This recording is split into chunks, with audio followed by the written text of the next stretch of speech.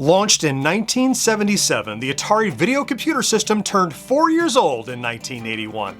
The number of units sold in 81 more than doubled from the previous year, meaning greater than 5 million homes now had an Atari hooked up to the TV and were potential customers for new games. Now, slowing from previous year's schedules, Atari only rolled out 9 new games this year, with 2 of those being Sears exclusives. How did the runaway success of the previous year's Space Invaders influence this new roster? And how would Atari shift to adapt to new competition? In this video, I'll be ranking every VCS game Atari released in 1981. That's next. This video brought to you in part by Tommy in the Order of Cosmic Champions. This exciting and heartwarming coming-of-age Gen X novel is available now. Check the link for more info. Hey there, welcome back to GenXGrownUp. I'm John, I am a GenXGrownUp. Thank you for taking the time to check out this video. 1981 feels like the year Atari took a breath and prepared for the attack. With only 9 new cartridges hitting shelves this year, they were no doubt quietly ramping up for the following year's slate of titles that would include the likes of Yar's Revenge, Haunted House, Pac-Man, Star Raiders, Berserk, and the inaugural Sword Quest game. But let's not get ahead of ourselves. For now, we're stuck in 1981, and gradual evolution toward a focus on translations of established arcade games is just starting to take off. There are still notable holdouts from the world of board games and real-world sports, not to be confused with real sports, which is an entirely different subject, but this is the year that those arcade conversions truly started to take a front seat. Now, in case you've not seen any of my ranking tier videos before, it's important to point out that I always try to not judge these decades-old games from a modern perspective, but rather through the eyes of little Johnny. In 1981, little Johnny turned 12 years old, and playing his VCS was a regularly scheduled after-school activity with which homework only occasionally interfered. My scores will rely on what he thought or would think about these games around the time of release in 1981. Okay, so going in alphabetical order, let's get started with Asteroids. After Space Invaders for the 2600 was a runaway success the previous year, Asteroids, released in 1981, was Atari's attempt to make lightning strike twice. In Asteroids, you're a pilot for Cosmic Space Patrol assigned to clear deadly space rocks from this region of space. The VCS simply was not up to the task of recreating the high-resolution vector graphics of the original, so instead, Brad Stewart took a page out of the Space Invaders playbook and more than compensated for the creative license taken with visual design by adding so many more features to the game that make it even more replayable than its arcade inspiration. Using difficulty switches and game options, control the number of lives, speed of the asteroids, appearance of alien UFOs, and which special feature is equipped on your fighter. Hyperspace from the arcade, shields that we wouldn't see in the arcade until Asteroids Deluxe, and even a very useful flip function to rotate your ship 180 degrees in a flash. Now, whether played alone or taking turns with a friend, this version of Asteroids is not only a classic in its own right, it is often the version of the game many players prefer over the original. And unsurprisingly, I'm giving it an S on our tier. Next, can lightning strike thrice? How will the underpowered VCS handle yet another challenging arcade conversion? Let's find out as we move on to Missile Command. Missile Command on the Atari 2600 is yet another example of reinterpreting the spirit and mechanics of an arcade original within the constraints of the modest home hardware. Do we have a free spinning trackball? Do we have 3 separate illuminated fire buttons? Well, no, of course we don't. But Rob Fulop didn't let that stand in his way. Control here is well adapted to move your targeting reticle with the joystick, and the 3 missile silos are consolidated into a single compound mid-screen with multiple racks of available missiles. That being said, perhaps the crowning achievement for this port is the immersive sound design. The whoosh of your firing missiles and the satisfying rumble of the airborne explosions as they detonate and intercept inbound ordnance are satisfying and help to immerse you in the game. And you get a few game options that allow you to fine-tune targeting speed, adjust cruise missile intelligence, and choose a starting weight. As it turns out, lightning can strike thrice, and this new philosophy for bringing arcade games home likely made Atari think they could do no wrong. If only I could warn them about the perils coming the following year, but for now, we're riding high in 1981, and Missile Command will be another S-ranked game on this tier. Up next, it's Othello.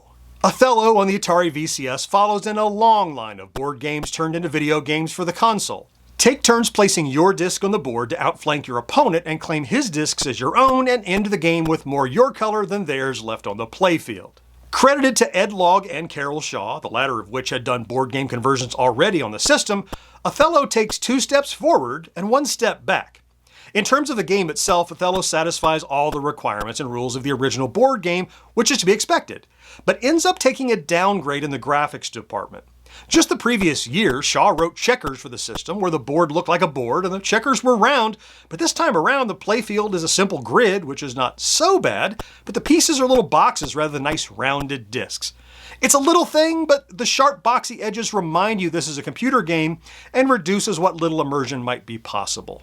That being said, Othello can be played against a human or one of 3 levels of computer opponents, and gone are the days of the blank or flashing screen while the computer thinks. It won't win any beauty contests, but fans of Othello will get the challenge here they're looking for, so I'm giving it a B. Now to the pitch for Pelé's Soccer. Announced for fall 1980, but delayed to early 1981, Pelé's Soccer, also known as Championship Soccer, was the first soccer, or football, game to appear on the 2600, and that's not its only first. It was the first to be marketed with a sports celebrity, the first Atari game to feature a scrolling playfield, and the first to include a full-screen fireworks celebration screen when you get a goal. In hindsight, you can really feel that Pelé's Soccer falls right in between early sports offerings like football and baseball and the later real sports cartridges. Not quite as simple as the former, but still not as feature-rich or polished as the latter. You do have the option to play with a friend or against the computer, and game options allow you to opt in or out of penalties, control the comparative speed of the 2 teams, and even the size of the goal. Little Johnny was not a soccer fan in '81, but even if he were, there's just not quite enough in Pelé to get excited about, though it is serviceable, so that's going to earn it a C. I've been having a blast assembling these ranking tier videos, and I'm especially grateful for the warm reception each one receives in the comments. If you're among those who really dig these types of videos, would you please consider supporting me and GenXGrownUp through Patreon? You can join for as little as $1 a month, less than the cost of a can of soda these days, and get access to private supporter posts, special status in our Discord server, and at some levels you'll even receive a little package in the mail as a thanks for your kindness. If you're able, please click over to patreon.com/GenXGrownUp and make that small recurring pledge to help ensure we can continue to deliver these sorts of videos for you. Okay, now on to some equestrian sport with Steeplechase.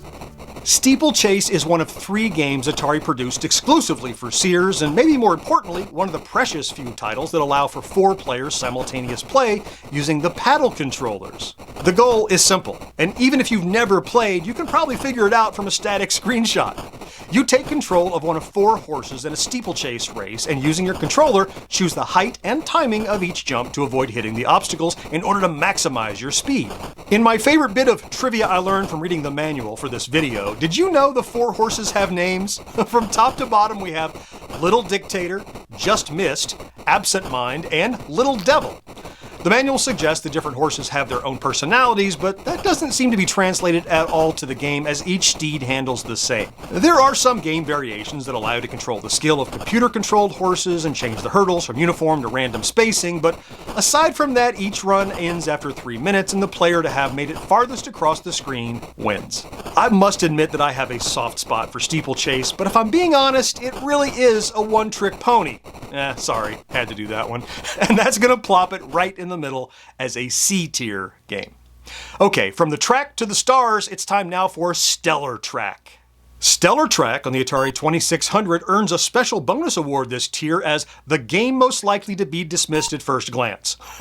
As another of the Sears exclusive titles, Robert Zibel's Stellar Track is a translation of the 1971 text-based DOS game Star Trek. In Stellar Track, your goal is to defend Terran space from invading alien vessels now deployed throughout the galaxy.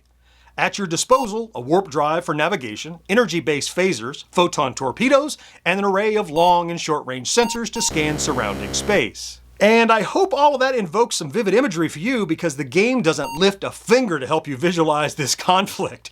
Everything takes place via text menus, grids, and readouts. Now, this was true of the DOS original on which Stellar Track is based, but it does seem odd that no attempt was made to modernize the game in any way for the VCS. Further, I find it puzzling that an entirely text-based game was ever chosen to be brought to a platform with no keyboard, and as a result, you'll spend the bulk of your time using your joystick to flip through the menu options and dial in numbers that just beg for keyboard entry. What you're left with kind of feels like a placeholder for Star Raiders, which would make it to the system the following year.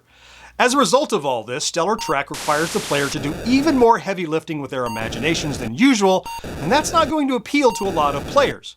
And while little Johnny would have been disappointed in the lack of visual interest, I know he would have enjoyed the story and strategy, so it's not entirely a lost cause, and I'm going to give it a C on our tier. And before you yell at me in the comments that I've scored this one too high, just remember, I'm the same dork that gave basic programming an A, so consider the source. On now to Super Breakout. Super Breakout is more than just the sequel to Breakout, but a more polished and enjoyable version of the classic Brick Breaker that first hit arcades in '78. In addition to the standard Breakout you already know, this version of Super delivers 4 different variations: Standard, Double, Cavity, and Progressive, and even a children's version of Standard to make it easier for the kids, or for your parents if they happen to suck at Breakout. Initially a Sears exclusive title through the end of 1981 and later released under Atari branding in '82, Super Breakout offers so much more for the senses, including some nicely graduated brick colors, creative scoring variations woven into the different game types, and supports 1 or 2 players via the Atari paddle controllers. Even more so than in the original, getting your ball, or balls in this case, up above the rack of bricks for some high-speed ricochets and a cacophony of scoring dings for every successive brick broken is immensely satisfying, and this just might be the best way to play Super Breakout. As a best-in-class brick breaker, I'm going to give this one a solid A. Just a couple left, and next up is Video Pinball. Video Pinball by Bob Smith is exactly what it sounds like. A video game interpretation of that other type of machine at the arcade that gobbled up our quarters. Pinball. At first glance, this game has only a passing resemblance to the real thing, but its true charms are not immediately obvious. You have all the expected elements: a plunger, flippers, spinners, drop targets, rollover targets, and if you don't know about the nudge function, you may find yourself sitting for long stretches and just watching the ball bounce around until it occasionally passes by your flippers.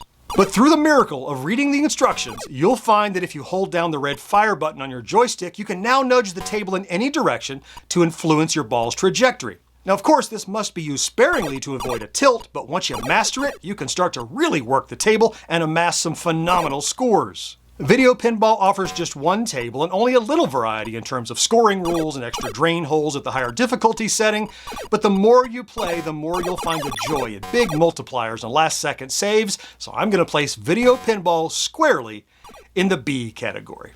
And finally, we move on to Warlords. Warlords is the home console conversion of the 1980 arcade game of the same name. In Warlords, you take on the role of one of King Frederick's rebellious sons who have been banished from their kingdom to a faraway land where they must become warlords eternally locked in battle.